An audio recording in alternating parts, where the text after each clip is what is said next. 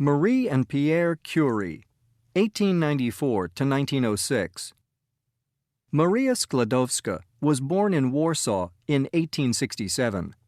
She was the daughter of a secondary school teacher. She studied in local schools and received some training in science from her father. Because women were not able to attend university in Poland in the 19th century, Maria left Poland to study at a French university in 1891. Now known by the French name Marie, she worked hard in a laboratory that was owned by Pierre Curie. Pierre Curie was born in Paris in 1859. He received his early education at home and then joined the Faculty of Sciences at the Sorbonne. He was promoted to professor in 1900. Marie and Pierre Curie got married in 1895. Although poor, they were devoted to each other and their research. Their studies of radioactive substances were carried out under difficult conditions. Their laboratory facilities were hardly adequate, and they had to do a lot of teaching to earn a living. In 1898, the couple discovered the elements polonium and radium. They eventually won the Nobel Prize for Physics in 1903 for the discovery of radioactivity. When Pierre died in 1906, Marie honored his memory by continuing their work.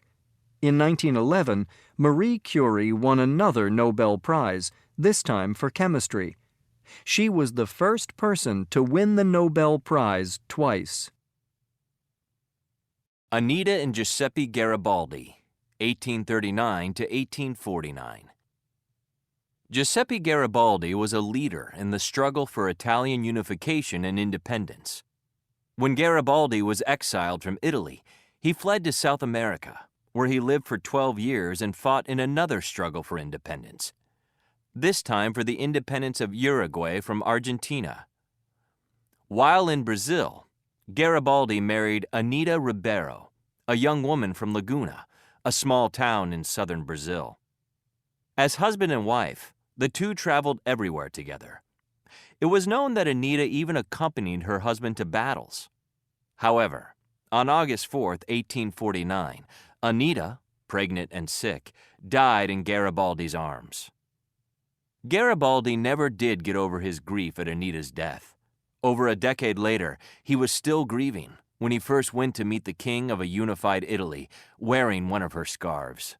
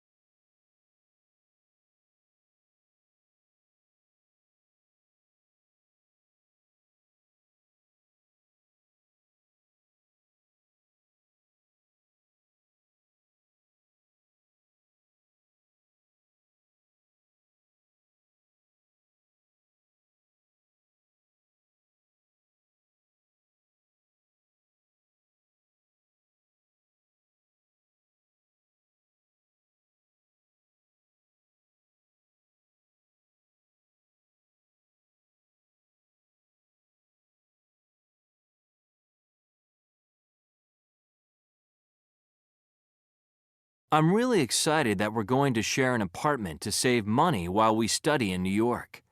I am too. But a lot of friends end up arguing about chores, so I was thinking it might be a good idea for us to divide up the chores before we move in. Yeah, I do think we should discuss that. I'm sure we can work out a fair division of chores. Of course, we'll each clean our own room, and since there are 2 bathrooms, how about if I clean one and you clean the other? That's fair. And each week we can take turns cleaning the rest of the apartment. Hey, do you want to do our laundry together so that only one of us has to go to the laundromat each week? We're on the same wavelength. I was just going to suggest that. I really don't like folding the wash. If I wash the laundry, would you be willing to do the folding? No sweat. Then how about cooking? I don't mind cleaning, but cooking is really not my cup of tea. Would you do the cooking if I did the cleaning up? Sorry, but if there's one chore I hate, it's cooking. Well, it looks like we're going to be eating a lot of takeout.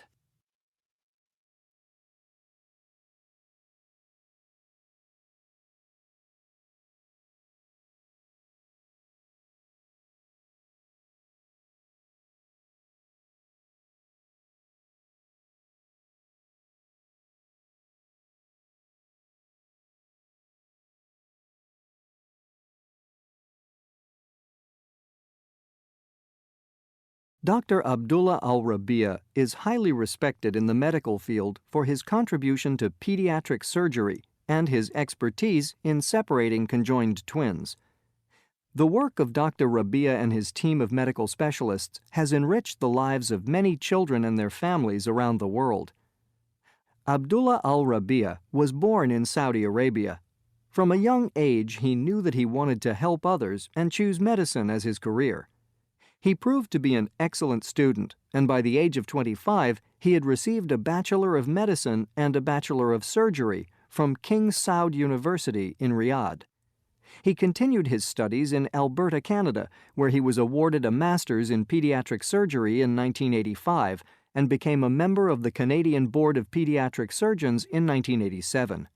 Dr. Rabia soon returned to Saudi Arabia and became an assistant professor of pediatric surgery at King Saud University and a pediatric surgery consultant at several hospitals in the kingdom. From 2005 to 2009, he held the position of Executive Director General of Health Affairs at the National Guard, and in February 2009, he was appointed Minister of Health.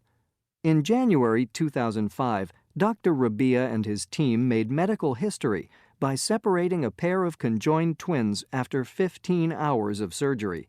This was the 9th successful operation of its kind performed at the Health Affairs at the National Guard Medical City in Riyadh.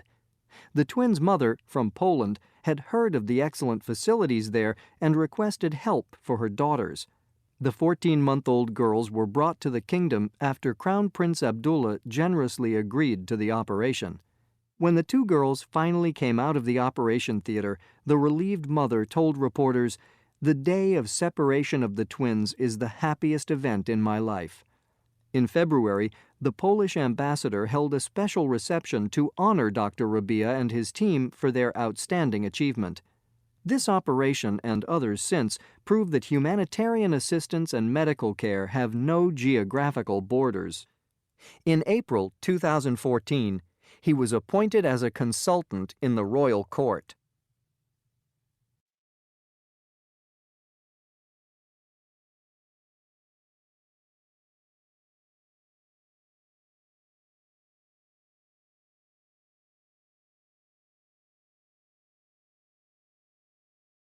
One, Dr. Rabia is respected for his contribution to pediatric surgery.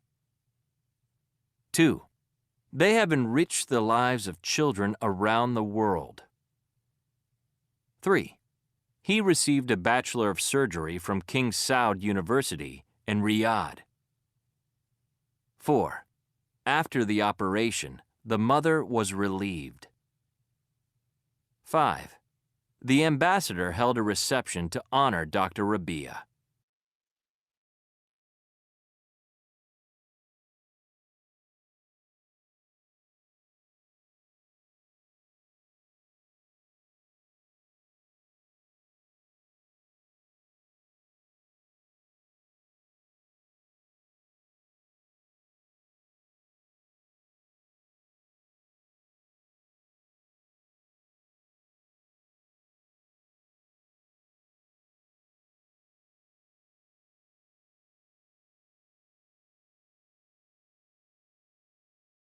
Animal partners. For animals in the wild, each day is a struggle to survive. They must continually search for food while at the same time keeping themselves safe from predators. Some animals have learned that teaming up with another animal makes the struggle to find food, shelter, and safety a bit easier. This kind of special relationship in which animals depend upon and benefit from one another is called symbiosis.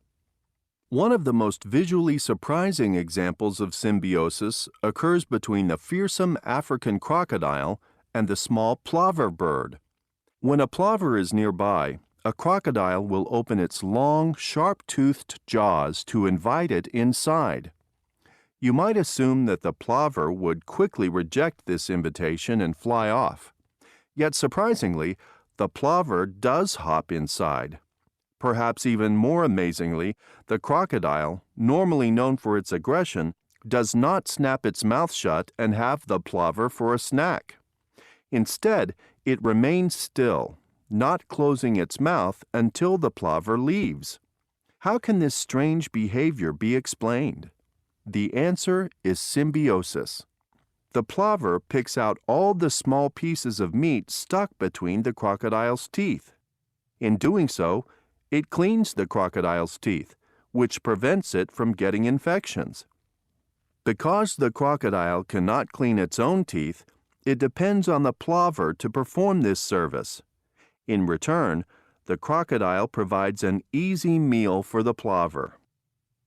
In some cases of symbiosis, like the crocodile and the plover, each animal in the pair benefits from their relationship in a different way. However, in other cases, the animals share a common goal. This is true of the honey-guide bird and the ratel, a furry creature with short legs and long claws. Both these animals live on grasslands in Africa and have an appetite for honey. As its name suggests, the honey guide has a special ability for locating beehives. However, this small bird cannot open a beehive to get at the honey. To accomplish this, it teams up with the ratel. Ratels are a perfect match for the honey guide as they love honey, are large enough to crack open a hive, but have no ability to find hives themselves. The honey guide flies over grasslands looking for a hive.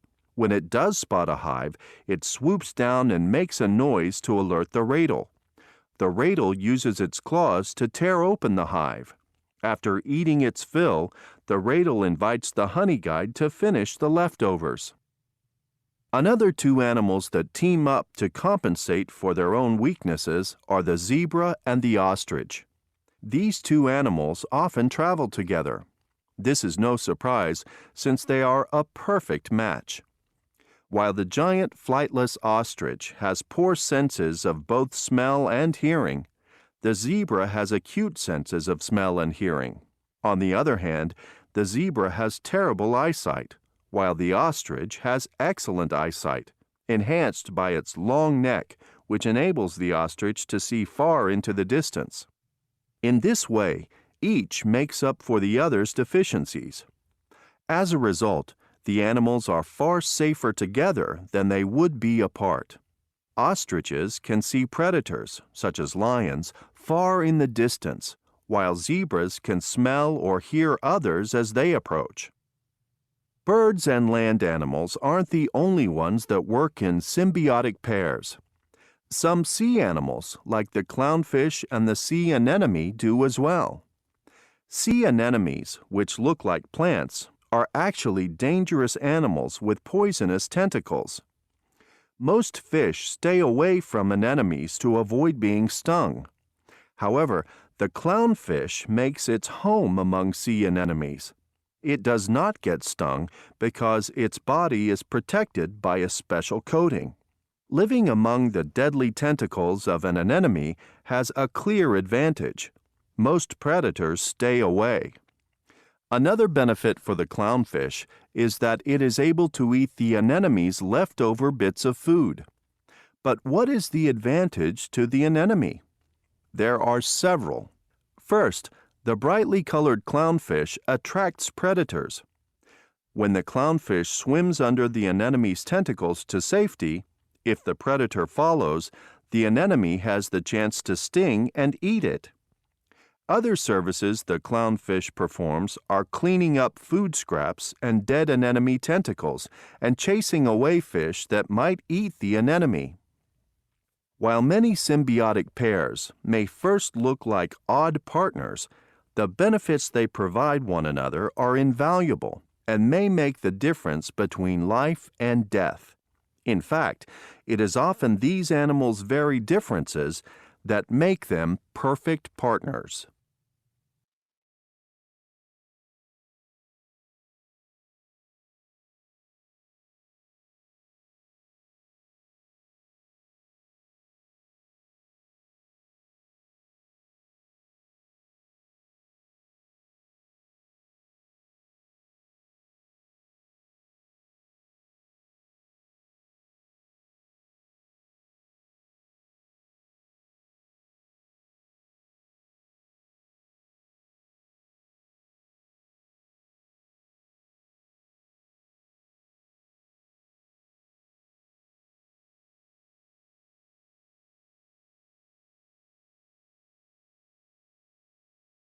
With contentment and admiration, and that is the memory of my maternal grandparents.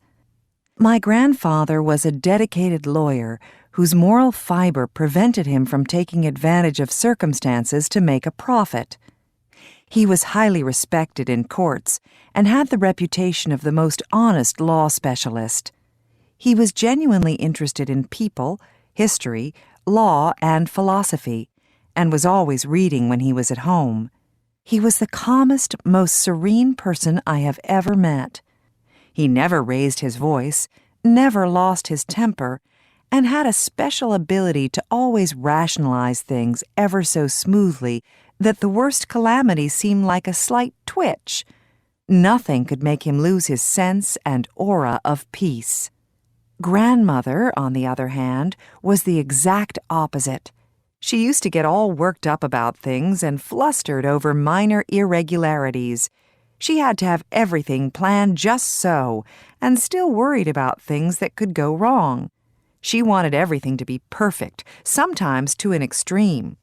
Once, when she had gotten into her cleanliness frenzy, she called someone in and got rid of genuine antique furniture that Grandfather had painstakingly collected over a number of years and arranged in this perfect replica of a drawing room.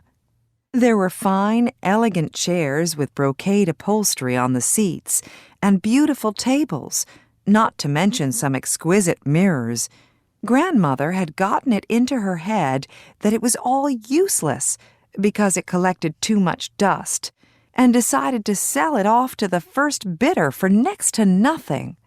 When Grandfather came home, he opened the door to the little drawing room to admire his creation and found an empty shell.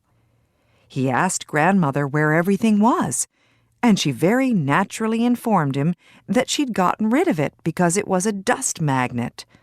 All he did was chuckle, and then sat down at the table to have his lunch. This incident pretty much rounds up the amazing symbiosis between these two wonderful people. In spite of their different characteristics, they obviously complemented each other in a way that only they could fully appreciate.